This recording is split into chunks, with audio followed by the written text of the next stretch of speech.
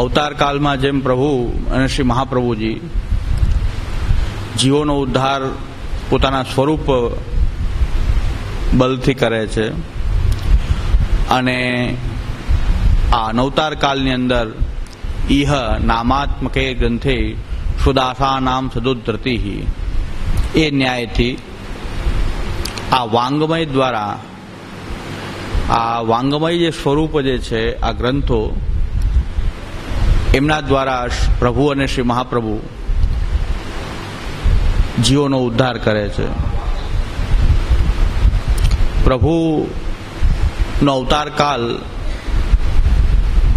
જેમ આપણે દ્વાપર યુગ, સારસ્વત કલ્પ, દ્વાપર યુગમાં પ્રભુનો અવતાર કાળ માન્યો છે, અને અવતાર કાળ ઉપરાંત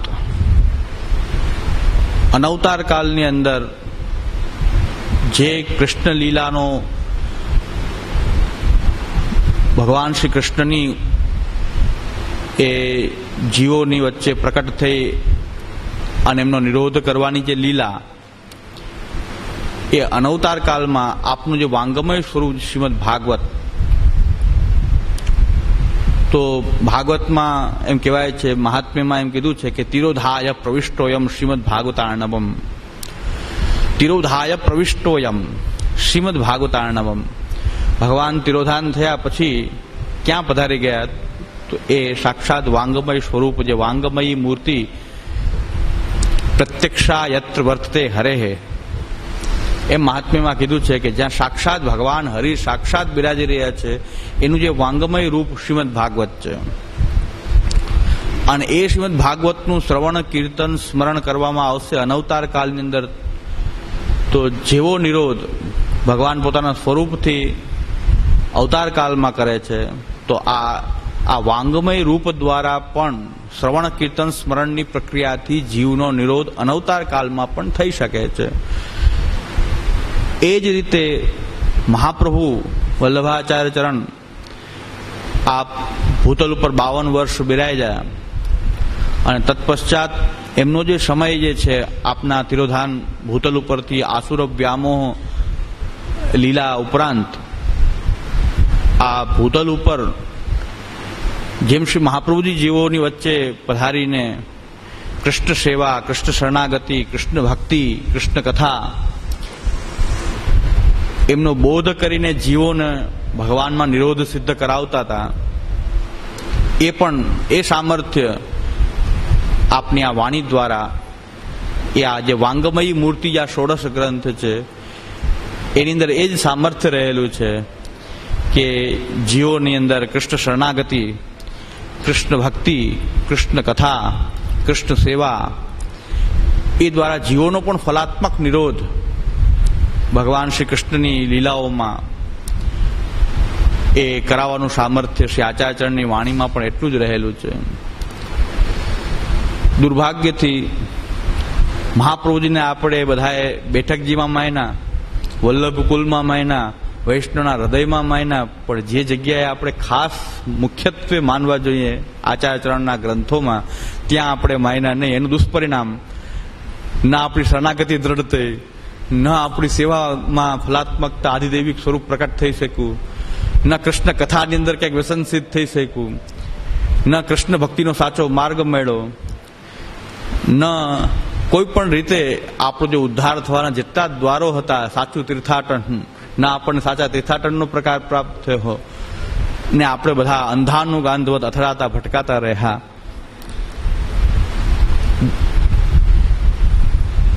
તો એ સમયમાં શ્રી મહાપ્રભુજીની વાણીનો સ્વાધ્યાય જો આપણને કરવા મળી રહ્યો છે, તો શ્રી આચાર્યચરણોની આપણા ઉપર એ અહેતુકી કૃપાનું જ આ દ્યોતન છે કે શ્રી મહાપ્રભુજીની કૃપાથી આપણને આ મહાપ્રભુજીની વાણી પ્રાપ્ત થઈ છે, અને આપણે બધાએ સાથે મળીને એ જે કંઈ પણ આપણી બુદ્ધિ છે, સમજણ છે, એ પ્રમાણે આપણે બધાએ સાથે મળીને 16 ગ્રંથોનો સ્વાધ્યાય મહાપ્રભુજીના વચનો ઉપરાંત પૂર્વાચાર્યોની ટીકાઓ સાથે આપણે બધાએ ભેગા મળીને 16 ગ્રંથના આજે ઉત્તરાર્ધનો અને આપણે આ પ્રવચનમાલાનું આ છેલ્લું સત્ર છે, કારણ કે અહીં 16 ગ્રંથોની અંદર આજે સેવાફળનો જે 1-1.5 શ્લોક જ હવે બાકી છે એવું મને જાણવા મળ્યું. હું તો પોતે ભૂલી ગયો છું કે કેટલું બાકી છે, પણ છતાં મને એવું જાણવા મળ્યું કે ભાઈ 1-1.5 શ્લોક જ બાકી છે. તો આ 3 દિવસ પર્યાપ્ત છે કે એમાં આપણે આ 1.5 શ્લોક એ 3 દિવસમાં આપણે આ છેલ્લું સત્ર અને આપણી 16 ગ્રંથ પ્રવચન માલા પણ શ્રી મહાપ્રભુજીની કૃપાથી આપણો જે મનોરથ જે છે શ્રી મહાપ્રભુજીએ પૂર્ણ કર્યો કે આપણે 16 ગ્રંથનું કંઈક દર્શન કરી શક્યા, કંઈક આસ્વાદ પ્રાપ્ત કરી શક્યા. પણ 16 ગ્રંથનું અધ્યયન કોઈ દિવસ જીવનમાં પૂર્ણ થઈ શકતું નથી, એ આપણે સમજવાની આવશ્યકતા છે. આ પૂર્ણાહુતિ નથી, પણ આપણી આ શરૂઆત છે. ક્યારેય પણ શ્રી મહાપ્રભુજીના 16 ગ્રંથથી જેને એમ થઈ ગયું હોય કે અમે જાણી લીધા, તો એને કાંઈ જાણ્યું નથી. વેદ પણ એમ કે છે જેને એમ જાણી લીધો કે ભગવાનને મેં જાણી લીધો, બ્રહ્મને જાણી લીધો, એને કાંઈ જાણ્યું નથી. અને જેને એમ જાણ્યું છે કે મેં કાંઈ જાણ્યું નથી, એને બધું જાણી લીધું છે. કે આ બ્રહ્મને પૂરેપૂરો જાણી શકાતો નથી, એવું જેને વેદાંતનું અધ્યયન કર્યું અને જેને એમ જાણ્યું કે બ્રહ્મને જાણી શકાતો, પૂરેપૂરો જાણી શકાતો નથી, એને ખરેખર વેદાંત જાણ્યું. અને ઘણાને એમ થઈ ગયું કે મેં જાણી લીધું છે તો બસ એને કંઈ જાણ્યું નથી. એવી રીતે 16 ગ્રંથો એ ક્યારેય પણ આપણા પૂર્ણ થતા નથી. એ 16 ગ્રંથોનો નિરંતર સ્વાધ્યાય, કારણ કે મહાપ્રભુજીથી આપણે કેમ ધરાવવું? આ તો મહાપ્રભુજી છે. 16 ગ્રંથો આપણા મહાપ્રભુજી છે, સાક્ષાત શ્રી વલ્લભ છે. તો વલ્લભના સંગ વિના આપણે કેમ રહેવું? એ વલ્લભથી આપણને એમ થઈ જતું કે 16 ગ્રંથ જાણી લીધા, તો મહાપ્રભુજીથી આપણે ધરાઈ ગયા કે બસ બહુ જાણી લીધા. આ તો શ્રી મહાપ્રભુજી છે, આપણી માટે સાક્ષાત બેઠકજી છે શ્રી મહાપ્રભુજીને આ 16 ગ્રંથો. અને શ્રી મહાપ્રભુજી સતત આપણી સાથે આ 16 ગ્રંથોના દ્વારા શ્રી મહાપ્રભુજી આપણી સાથે સતત બિરાજી રહ્યા છે. એટલે આ કલિકાલનો કાલ પ્રવાહનો આપણને ભય નથી. અન્યથા કાલ પ્રવાહ કલિકાલ તમસ્યન દૃષ્ટિત્વાત વિદુષામપી સંપ્રત્ય વિષયસ્તસ્ય મહાત્મ્યમ સંબુદ્ધવે. તો કલિકાલ તમસ્યન દૃષ્ટિત્વાત વિદુષામપી. આ કલિકાલ એવો ભયંકર છે કે કોઈનું પતન, બધાય પતનના માર્ગો નીકળી જાય તો પાછું છેલ્લું એક આવી જાય ત્યાં કે હું હવે કંઈક છું તો ત્યાં પતન થઈ જાય. તો ક્યાં પતન થશે કંઈ નક્કી નથી. કલિકાલ એવો છે. બધું કરવા છતાં કુશળ તરવૈયો છે એ ક્યાં ડૂબી જાય? એ વચ્ચે ન ડૂબે, મતધારમાં ન ડૂબે, કાંઠે આવીને ડૂબે. કુશળ તરવૈયો કાંઠે આવીને ડૂબે. એમ ક્યાં કોનું પતન થશે કંઈ નિશ્ચિત નથી. ને આપણે કદાચ સાચા ભક્તિ માર્ગને જીવતા હોય એમાં આપણી કોઈ ઉપલબ્ધિ નથી. એ આચાર્ય ચરણોની કૃપા છે કે આપણે સાચો પુષ્ટિ માર્ગને જીવી શકીએ છીએ. બધા પ્રલોભનમાંથી આપણું મન હટાવીને સેવા કથાના માર્ગમાં આપણે પોતાનું મનને રાખી શકીએ છીએ. એ શ્રી આચાર્ય ચરણની કૃપા છે આપણી ઉપર. એમાં આપણી ઉપલબ્ધિ નથી. આપણે તો જ્યાં તમક જમક તામજામ જ્યાં દેખાય ત્યાં આપણું મન તો એ દોડવા માંડે જ છે. પણ આચાર્ય ચરણની એક કૃપા છે કે આપણે એમાંથી પોતાના મનને હટાવી શકીએ અને આ સેવા કથાના માર્ગમાં આપણે લગાવવાનો પ્રયાસ કરીએ. એ પણ શ્રી મહાપ્રભુજીની એક કૃપા છે. આપણે પૂર્વાચાર્યોની વાણીનો આસ્વાદ તો અત્યાર સુધી જે કાંઈ લેવાનો એટલો લીધો છે, પણ આ વખતે બહુ મારા વાણીનો વિસ્તાર ન કરીને જે આપણા 15 સૂત્ર જે છે, પૂજ્ય શ્યામુદાદાએ તારવેલા જે સૂત્રો જે છે એનું આપણે થોડુંક સિંહાવલોકન, એ પાછું એ જરાક સિંહાવલોકન ન્યાયથી કે પાછી દ્રષ્ટિ કરવી પાછી કે એના ઉપર આપણને બરાબર એ 15 શ્લોકો એ સૂત્રો એ આપણને બરાબર ધ્યાનમાં છે કે નહીં.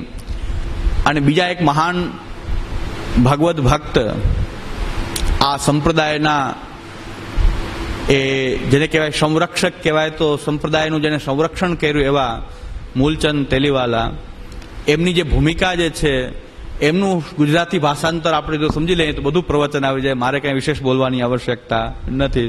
તો થોડું ઘણું આપણે એમના વચ્ચેના ઉદ્ધરણોને આપણે ગયે વખતે પણ જોયા છે, છતાં પુનઃ એકવાર એવી ઈચ્છા થાય છે કે મૂલચંદ તેલીવાલા કે જે એક વૈષ્ણવ સંપ્રદાયને જેણે આટલું મોટું પ્રદાન કર્યું એમને પુનઃ આપણે યાદ કરીએ અને એમની વાણી જે સંસ્કૃતમાં એમણે જે ભૂમિકા લખી છે સેવાફલની, એનું થોડુંક આપણે અધ્યયન કરી લઈએ આ વખતે. અને પછી જે 1.5 શ્લોક આપણો જે છે એ આપણે 2-3 ટીકાઓથી એ પણ આપણે જોઈ લેશું. પણ બધી ટીકાઓનો સમન્વય કરીને જે એમણે સમપ કર્યું છે ઉપસંહાર, આ મહાપુરુષ એવા થયા મૂલચંદ તેલીવાલા કે જેમણે 36 વર્ષની પોતાની આ જીવનની અંદર આ સંપ્રદાયના અત્યારે જે કાંઈ પણ ગ્રંથો પ્રાપ્ત છે એમના દ્વારા જ પ્રાપ્ત થયેલા ગ્રંથો છે, બીજા કોઈની ઉપલબ્ધિ નથી. જે કાંઈ ગ્રંથ સાહિત્ય આપણી પાસે વિદ્યમાન છે અત્યારે, બધી ટીકાઓ આદિ, એ બધું જ એમનું પ્રદાન છે. એવા મહાપુરુષ કે જેમણે આ સંપ્રદાયને પોતાનું જીવન સમર્પિત કર્યું અને 36 વર્ષની અલ્પાયુમાં, કે જેની પાસે કોઈ મોડર્ન અત્યારના સાધનો નહોતા, આજથી 80 વર્ષ પહેલા, જ્યારે એમણે આ બધું ટીકાઓનું સંકલન કર્યું, બધી ભેગી, એને પહેલા તો દરેક જગ્યાએથી આ ટીકાઓની મૂળ હસ્તપ્રતોને ભેગી કરી એનું અધ્યયન કર્યું, પછી એને પાછી છપાવી, પોતાની પાસે પૈસા નહીં, એક રૂમના મકાનમાં રહેતા, વકીલાત કરતા, વકીલ હતા જાતિ વ્યવસાય, આટલું બધું કાર્ય કર્યું. એમના પત્ની બીમાર, સતત પથારીમાં હતા, ઘરની બધી જ જવાબદારી, ઠાકોરજીની પૂરી સેવા કરતા, ઘરની બધી જવાબદારી હતી, છોકરાઓને મોટા કર્યા, સ્કૂલે મોકલવા, વકીલાત કરવી, અને સંપ્રદાયના આટલા બધા ગ્રંથો એ બધેથી પ્રાપ્ત કરવા, હસ્તપ્રતો મેળવવી, પછી એને છપાવવી, એનું એડિટિંગ કરવું. અને આવા કોઈ આધુનિક કોમ્પ્યુટર જેવા સાધનો એમની પાસે નહોતા. હા, એ સમયમાં લાઇટ નહોતી, એ બહાર સ્ટ્રીટ લાઇટમાં બેસીને આ બધું ફાનસમાં, સ્ટ્રીટ લાઇટમાં એ આ બધા ગ્રંથોનું એ સંકલન વગેરે કરતા, એડિટિંગ કરતા. એવા મહાપુરુષ કે જેને સંપ્રદાયને પુનઃ બલ પ્રાપ્ત કરાવ્યું. અને હાસ્યાસ્પદ ઘટના પુષ્ટિ માર્ગમાં એવી બની છે, કેટલાક મહાનુભાવો એમ કીધું કે અમને મૂલચંદ તેલીવાલાની જે પ્રતો છે માન્ય નથી. મૂલચંદ તેલીવાલાએ જે સંકલન કર્યું એ માન્ય નથી. હવે એ મહાપુરુષો કોઈને ખબર નથી કે એના સિવાય પ્રતો કોઈની પાસે છે જ નહીં. અને જ્યારે ચર્ચા કરવા માટે એ મહાપુરુષ પધાર્યા અને ચર્ચા કરતા, ત્યારે એ જે પુસ્તકમાંથી વાંચતા હતા એ મૂલચંદ તેલીવાલાની હતી.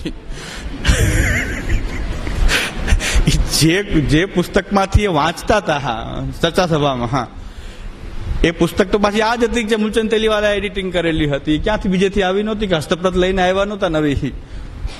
આવી હાસ્યાસ્પદ ઘટનાઓ પણ બનતી હોય છે.